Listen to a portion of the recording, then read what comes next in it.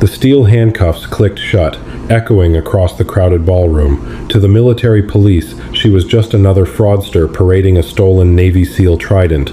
But hidden inside her confiscated wallet was a tarnished bronze coin, a piece of classified history that was about to make a hardened base commander break down and weep. The crystal chandeliers of the Hotel del Coronado cast a warm, golden glow over the annual Naval Special Warfare Foundation Gala. It was a night of clinking champagne flutes, sweeping evening gowns, and the sharp, pristine lines of Navy dress uniforms. At the center of the room, surrounded by the quiet, respectful murmurs of the elite, stood Jessica Miller. She wore the dress-white uniform of a United States Navy officer. The brass buttons gleamed, the ribbons on her chest told a story of multiple deployments, and there, pinned above her left breast pocket, was the unmistakable gold eagle, anchor, and trident, the special warfare insignia, the SEAL trident. In the insular, heavily guarded world of naval special warfare, everyone knew everyone. If you didn't know a guy, you knew his bud, S-class, his team, or his commanding officer. And nobody in this room knew Jessica Miller. More importantly, the indisputable, publicly accepted fact within the military community was simple. There were no female Navy SEALs. While the combat ban had been lifted years ago and women were legally allowed to attempt the grueling basic underwater demolition, SEAL training, the official record stated that none had ever successfully passed and joined a platoon. Across the ballroom, leaning against a marble pillar, Captain Gregory Holt watched her. Holt was a seasoned investigator for the Naval Criminal Investigative Service, NCIS, a man who despised nothing more than stolen valor. To him, people who faked military service weren't just liars. They were parasites feeding on the blood and sacrifice of better men. "You're telling me she just walked in through the front doors?" Holt muttered, his eyes fixed on the gold trident resting on Jessica's uniform. Beside him, Military Police Sergeant First Class Brian Gable nodded, his jaw set in a tight line. "Presented a VIP ticket, sir," scanned as valid at the door. "But I ran her name through the active duty and veteran databases the second the door guys flagged her uniform. Jessica Miller, 34 years old. The database says she's a high school physical education teacher from Bend, Oregon. Never spent a single day at Great Lakes for boot camp, let alone Coronado for Bud, S." Holt's face hardened into a mask of disgust. "She's got a lot of nerve wearing that pin in a room full of widows and active duty operators. Let's shut this down before one of the team guys rips it off her chest himself." Holt and Gable navigated through the sea of guests. As they approached Jessica, the conversations around her naturally died down. People were already staring, whispering behind their hands. The wives of deployed operators glared with undisguised hostility, while a few older veterans looked at her with a mix of confusion and anger. Jessica didn't seem to notice, or if she did, she didn't care. She held her glass of sparkling water with a relaxed, terrifyingly calm grip. She stood with her weight perfectly balanced, her eyes continuously scanning the room's exits, a phantom habit of a veteran, or, as Holt assumed, the practiced act of a dedicated sociopath. "Excuse me, ma'am," Holt said, his voice dropping an octave, carrying the heavy weight of authority. Jessica turned her head slowly, her eyes, a striking icy shade of gray, locked onto Holt's. There was no flinch, no sudden spike of panic. "Can I help you, Captain?" "I'm Captain Holt, NCIS. This is Sergeant Gable. We need you to step outside with us, right now." Jessica took a slow sip of her water, placed the glass on a passing waiter's tray, and adjusted her cuffs. "Is there a problem with my credentials, Captain?" "The problem, Miss Miller, is that your credentials don't exist," Holt said, keeping his voice low to avoid a massive scene, though a crowd was already forming. "There are no female SEALs. You are wearing a federally protected insignia and the uniform of a United States Navy officer, which you are not. You are going to walk out of these doors quietly, or Sergeant Gable is going to drag you out." A tense silence fell over their immediate circle. A burly man with a thick beard and a tuxedo, an active duty operator from SEAL Team 3, stepped forward, his fists clenched. "Holt, you want me to handle this piece of trash?" Jessica didn't look at the furious SEAL. She kept her eyes on Holt. "I earned this trident, Captain. And if you attempt to arrest me, you are going to open a door that your security clearance does not allow you to close." Holt let out a harsh, disbelieving laugh. "I've heard every excuse in the book, lady. My records are classified. I was on a Black Ops team. It's pathetic." He nodded at Gable. Cuff her. Gable stepped forward, pulling a pair of heavy steel handcuffs from his belt. Hands behind your back, now. Jessica didn't fight. She didn't scream or cry like the usual fraudsters did when the reality of federal prison set in. She simply turned around, placing her wrists perfectly together at the small of her back. Click. Click. The ratcheting sound of the handcuffs was loud in the suddenly quiet ballroom. Gasps rippled through the crowd. Cell phone cameras were discreetly raised. Walk, Gable ordered, gripping her upper arm. They escorted her out of the glittering ballroom, marching her past the murmuring crowd, through the grand lobby, and out into the cool California night air. The red and blue lights of 2 military police cruisers painted the palm trees in frantic colors. Guests pressed against the glass doors, watching as the fake Navy SEAL was shoved into the back of a squad car. Holt slammed the door shut, leaning down to look at her through the window. She was sitting straight up in the back seat, the gold trident still catching the flashing lights. Her face was entirely blank. Take her to the holding cells at NAB Coronado, Holt told Gable. I'm going to tear her life apart. The interrogation room at Naval Amphibious Base Coronado was exactly as cold and unforgiving as it was designed to be. The walls were cinder block, painted a nauseating shade of institutional gray. A single fluorescent light buzzed angrily overhead, casting harsh shadows across the stainless steel table bolted to the floor. Jessica Miller sat in the metal chair, her hands still cuffed behind her back. For 45 minutes, she had not moved. She hadn't asked for water, a lawyer, or a phone call. She simply stared at the blank wall opposite her, her breathing slow and perfectly regulated. The heavy steel door swung open, and Captain Holt walked in, dropping a thick manila folder onto the table with a loud smack. He pulled out a chair and sat across from her, interlocking his fingers. Let's stop playing games, Jessica, Holt began, his tone laced with exhaustion and irritation. I just got off the phone with the Department of Defense Records Annex. I ran your fingerprints. I ran your facial recognition. Here is what the United States government knows about you.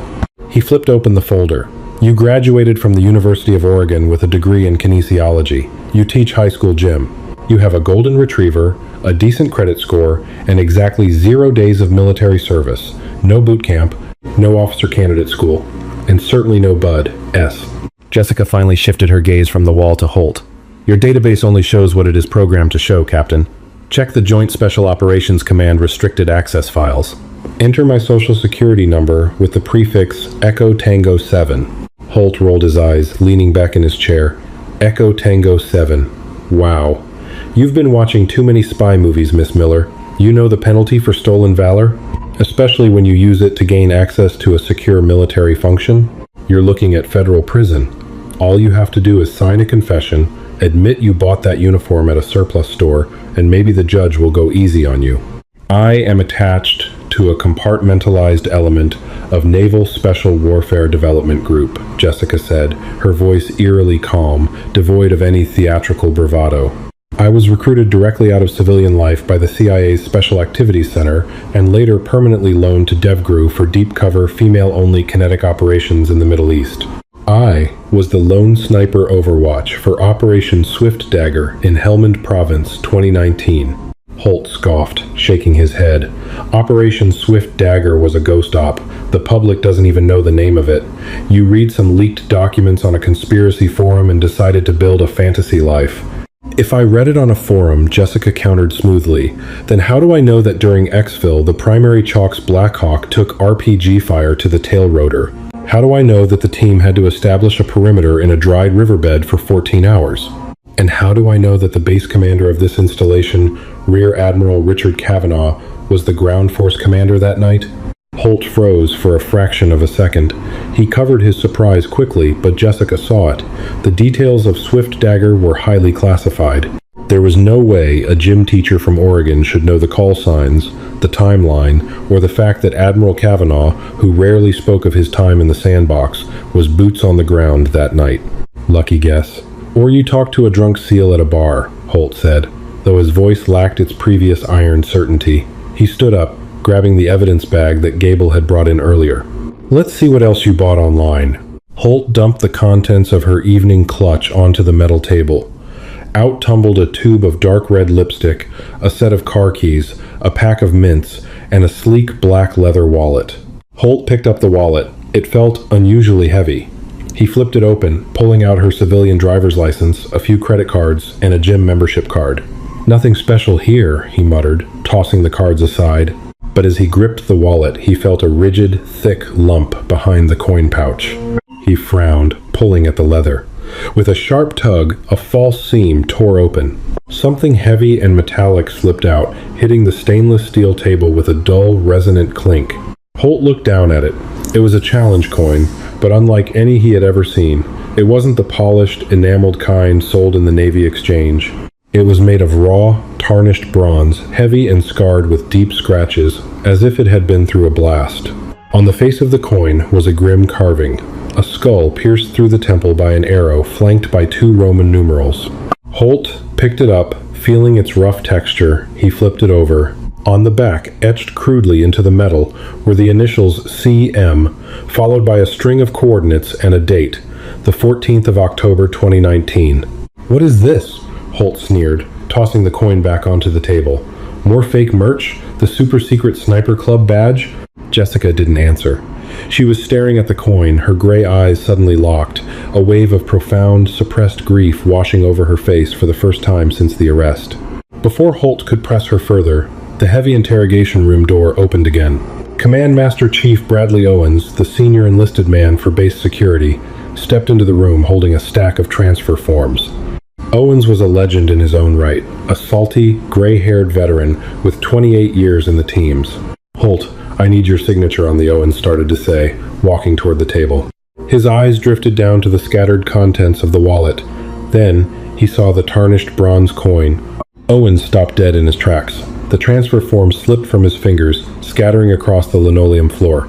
The blood completely drained from the old Master Chief's face, leaving him looking like he had just seen a ghost. "Where did you get that?" Owens whispered, his voice trembling. Holt looked up, annoyed. "It's fake, Master Chief. Just some stolen valor garbage she kept hidden in her." "Shut your mouth, Captain!" Owens roared, the sudden explosion of rage echoing violently in the small room. Holt actually flinched, stepping back. Owens slowly approached the table, his eyes fixed on the coin. He didn't dare touch it. He leaned in, reading the initials C.M. and the date on the back. When he looked up at Jessica, his eyes were wide, filled with a mixture of shock and sheer, unadulterated awe. "Master Chief, I assure you, she's a fraud," Holt tried to interject, trying to regain control of his interrogation. "Captain Holt," Owens said, his voice dangerously low, his eyes never leaving Jessica's face. "Take the handcuffs off this woman immediately." "Sir, I can't do that. She's under arrest for—" "I said take the damn cuffs off," Owens barked, his hands shaking. "And don't you say another word to her." Owens backed away from the table, practically scrambling for the wall-mounted secure phone. He punched in a 4-digit extension. Holt watched in stunned silence, his heart beginning to pound as the reality of the situation began to shift beneath his feet. "Who are you calling?" Holt demanded. "The base commander," Owens replied, pressing the phone to his ear. "Admiral Kavanaugh." "It's 1 a.m, Master Chief. You can't wake up the Admiral for a stolen valor case." Owens ignored him. The line clicked on the other end. "Sir," Owens said into the receiver, his voice cracking with emotion. "It's Master Chief Owens. Sir, I'm down in holding cell 4. "I know what time it is, sir. But you need to get down here right now." There was a pause as the Admiral spoke on the other end. "Sir," Owens replied, swallowing hard, looking at the tarnished bronze coin resting on the metal table. Someone just walked in carrying Chief Cameron Mitchell's blood coin, the one that was buried with him. 10 minutes later, the heavy metal door of the holding area was thrown open with enough force to dent the drywall behind it.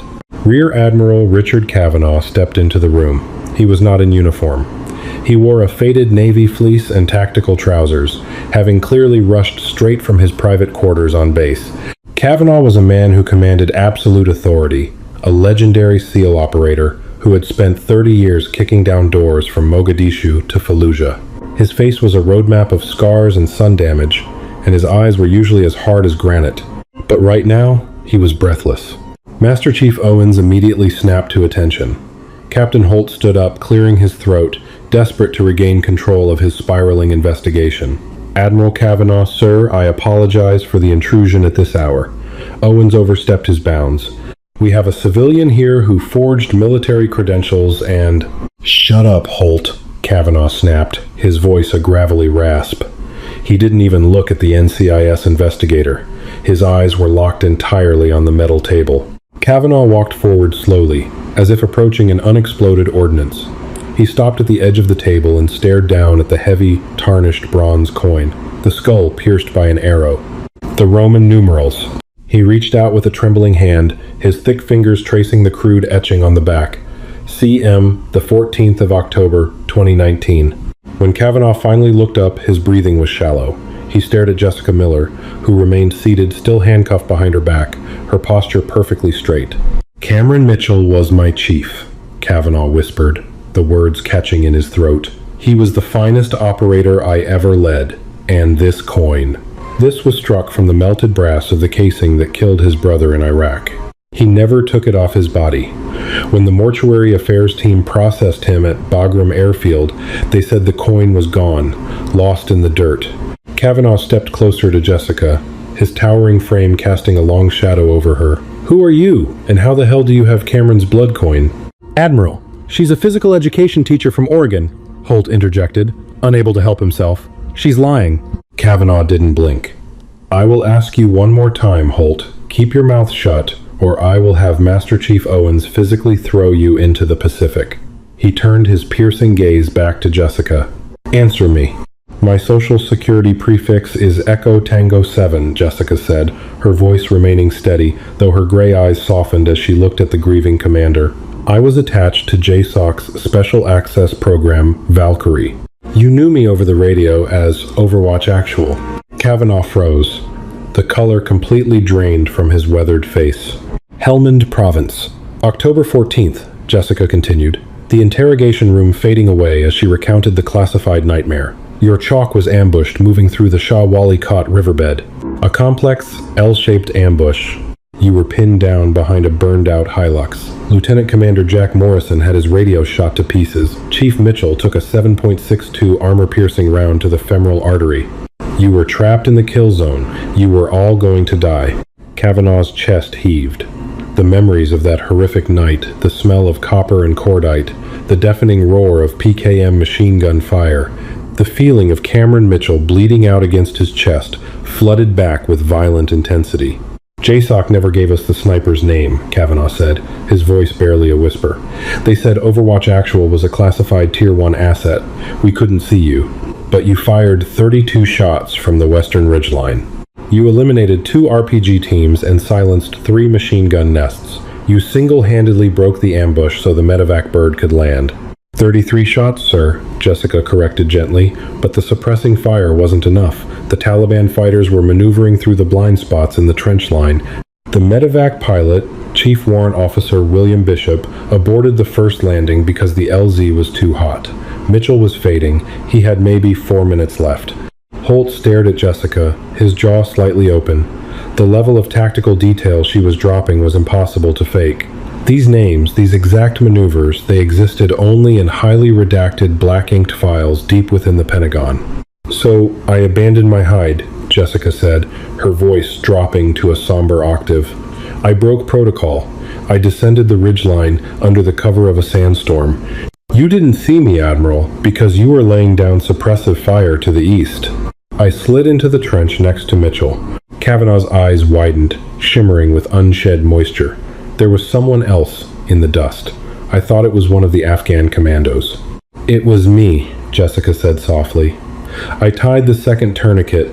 I tried to pack the junctional wound, but we both knew it was too late. He grabbed my plate carrier. He pressed this coin into my palm. He told me to keep it, to ensure it didn't end up in an enemy trophy case.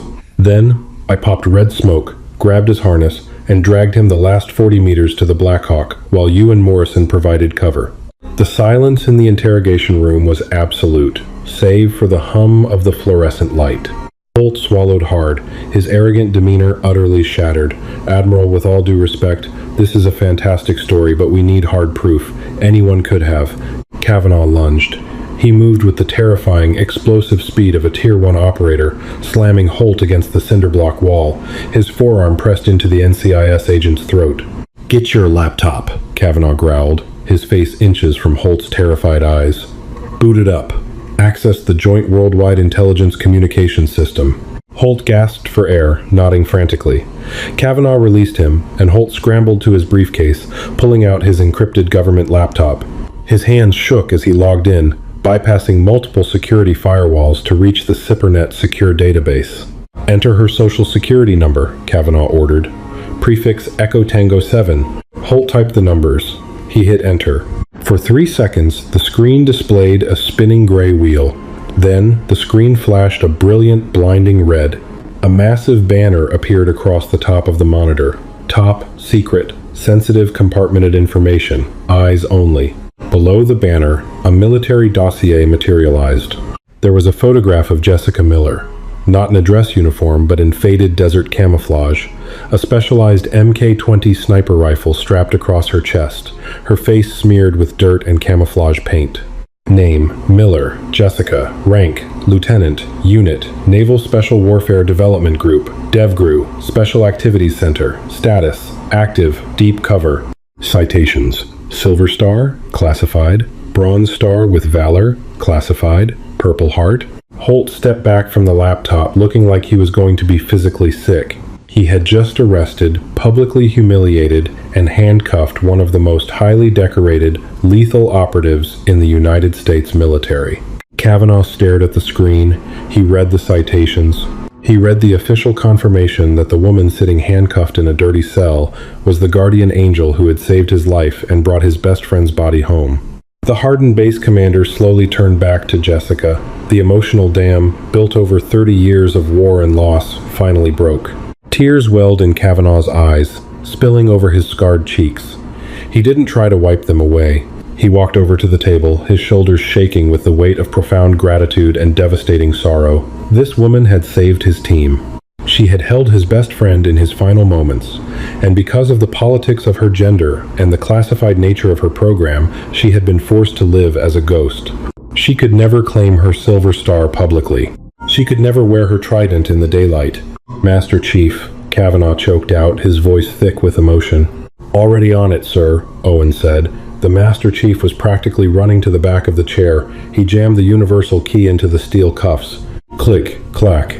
The heavy steel chains fell away. Jessica brought her arms forward, rubbing her raw, bruised wrists. Kavanaugh stood directly in front of her. Lieutenant Miller, Jessica, why didn't you just tell the gate guards your clearance code? Why let this idiot, he gestured violently toward Holt, drag you out of the gala in handcuffs? Jessica looked down at the tarnished bronze coin, gently picking it up and sliding it back into the hidden compartment of her wallet. Because tonight is the Foundation's annual roll call of the fallen, Jessica said quietly. It's the anniversary of Swift Dagger. I knew Cameron's name was going to be read aloud. For the last 5 years, I've had to mourn him in secret, in a fake apartment in Oregon, pretending to be a gym teacher, just for one night. I wanted to put on the trident I earned, walk into a room full of my brothers, and hear his name. Kavanaugh closed his eyes, a fresh wave of tears tracking through the deep lines of his face. He nodded slowly, understanding the agonizing isolation of a deep-cover operative. He opened his eyes, stepping back to create a formal distance between them. Admiral Kavanaugh snapped his boots together. He straightened his back, standing perfectly rigid in his fleece jacket, and raised his right hand in a sharp, flawless salute. Behind him, Master Chief Owens immediately mirrored the motion, saluting the female SEAL with absolute reverence. Jessica stood up. She adjusted her pristine white uniform jacket, ensuring the gold trident sat perfectly level above her ribbons. With a face full of quiet pride and lingering sorrow, she returned the salute. "Come with me, Lieutenant," Kavanaugh said softly, offering her his arm. "The roll call hasn't started yet, and you're going to be sitting at my table." They walked out of the interrogation room, leaving Captain Holt standing alone in the cold, gray cell, staring blankly at the red classified screen, forever haunted by the ghost he had tried to cage. If this story of unspoken sacrifice and hidden valor gave you chills, you won't want to miss our next incredible true-life military breakdown. Hit that like button, share this video with your friends to honor the silent heroes walking among us, and make sure to subscribe to the channel for more jaw-dropping stories from the front lines. Ring the notification bell so you never miss an upload. Your support helps us keep bringing these classified histories out of the shadows.